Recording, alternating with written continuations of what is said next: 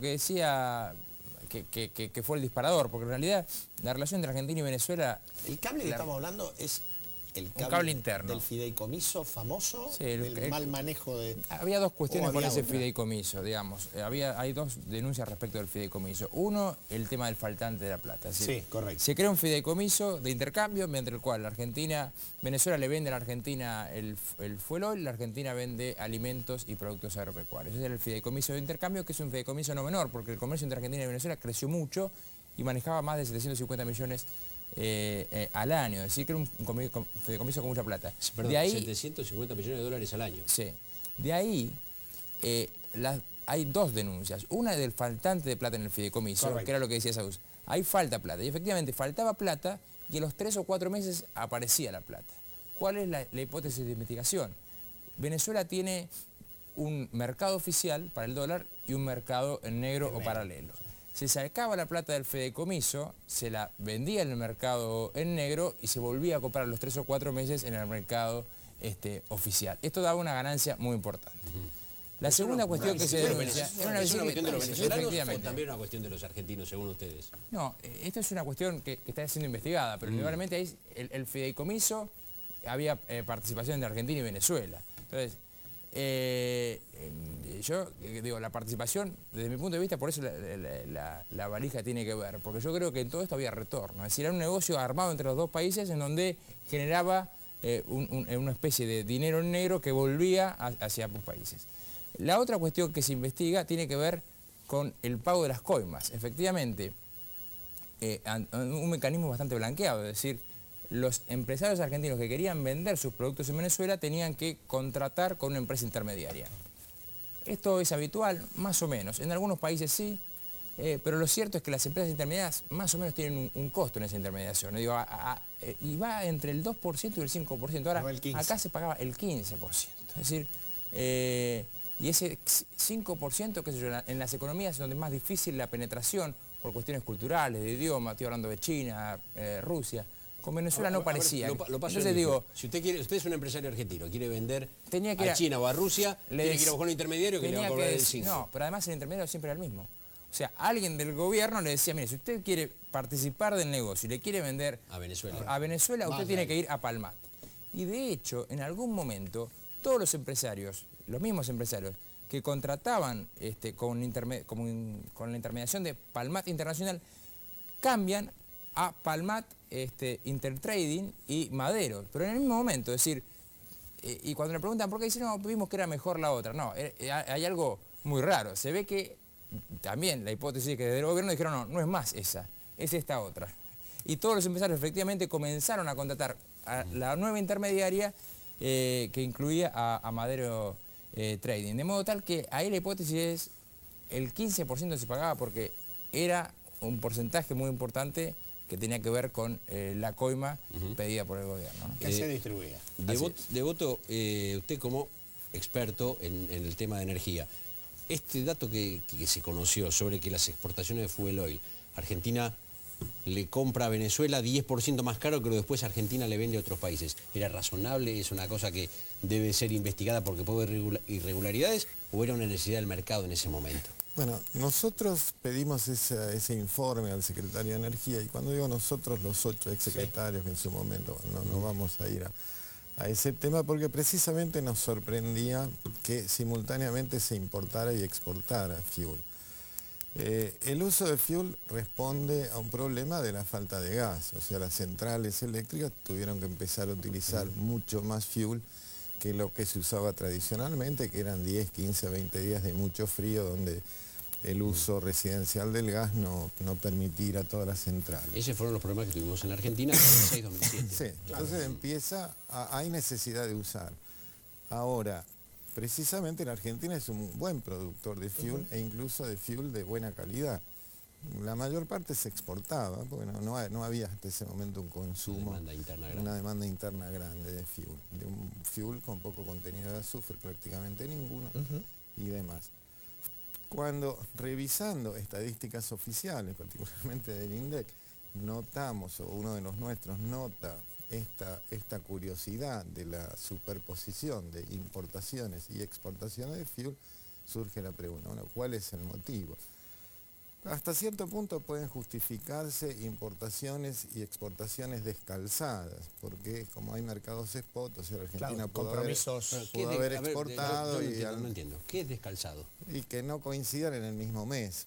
O sea, uno tiene necesidades muy fuertes en invierno, la Argentina. Y compromisos adquiridos Y por otro lado. compromiso, claro. En cambio, en el verano puede estar sobrando. Bueno, a lo mejor exportó todo en el verano y necesita importar En el invierno. Pero que importe y exporte en el mismo mes ya es Para mirarlo. Es para mirarlo. Es lo que hicimos un pedido al y- secretario y- que nos explicara si había alguna qué les razón explicaron? especial.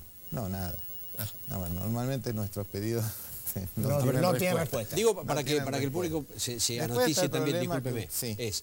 hay un grupo de 8 ex secretarios de Sí, Energía, casi un año y pico. de distintos partidos, de Lo que distintas hicimos gestiones.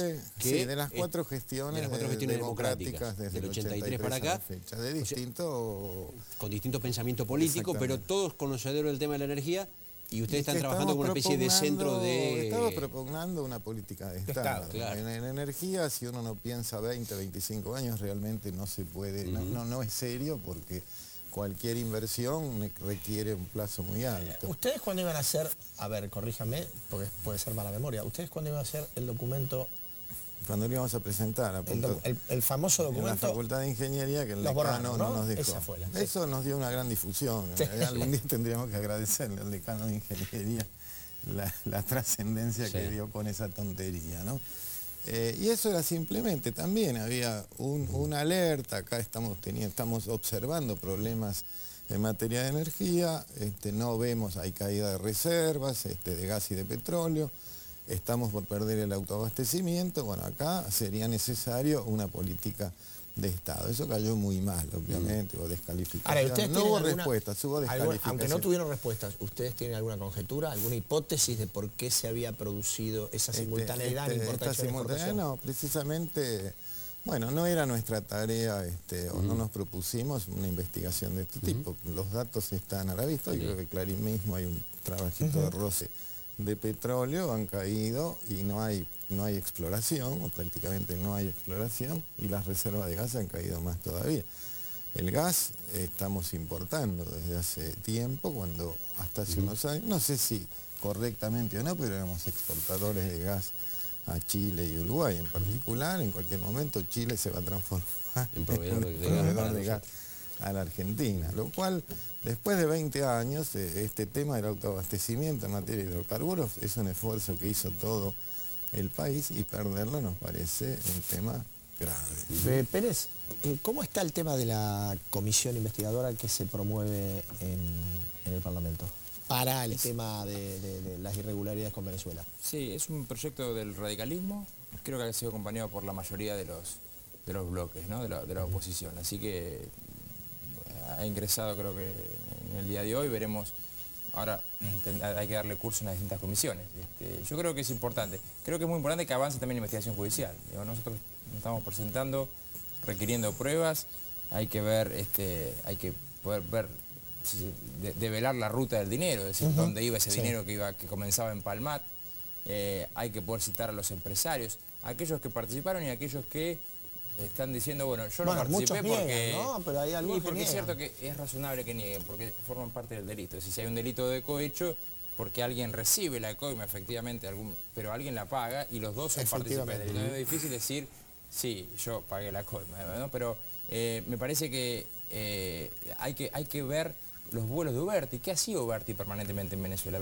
Uberti hacía las veces prácticamente de un embajador en Venezuela y sellaba todos los acuerdos comerciales, cuando en realidad era el director de las concesiones viales en la Argentina. Entonces me parece que es importante que avance la investigación judicial y que a su vez la comisión investigadora pueda ir determinando responsabilidades políticas. Y el tema de la corrupción como una cuestión central de la Argentina. A mí me parece que este es un hecho muy grave, pero es un hecho más de corrupción, ¿no? Es un hecho fuerte. Acá el problema es que la Argentina sigue teniendo niveles de corrupción altísimos. Si nosotros miramos los informes de Transparencia Internacional, en el año 1996, que era un momento de altísima corrupción en la Argentina, México y estábamos mejor que México y Brasil. Hoy estamos peor que México y Brasil en términos de corrupción. Entonces, y esto tiene dos consecuencias. En primer lugar, recursos que van a funcionarios públicos y que en vez de terminar en educación, salud, asistencia social, justicia, etc. Y la segunda consecuencia es que un país con niveles altísimos de corrupción es un país difícil para lo que para la atracción. Es muy poco confiable. Entonces digo, hay una necesidad de generar confianza, de que haya respeto a la ley, de que se recupere la confianza a fines de tener inversiones extranjeras e inversiones domésticas. Por lo tanto, la lucha contra la corrupción es una cuestión central. Hay un informe muy reciente que indica que entre el año 80 y 2005 se analizaron la mayor cantidad de casos de corrupción, que fueron algo así como 750 causas de corrupción. El 3% llegó a tener una condena, digo, o un final, con condena. Entonces, la verdad que ahí también hay un problema que tiene que ver con el funcionamiento de la justicia, que hay que trabajar, ¿no? La justicia federal no está trabajando bien. Gracias, Pérez, gracias, Muy Devoto, amable, gracias a los dos. Este tema de Venezuela empezó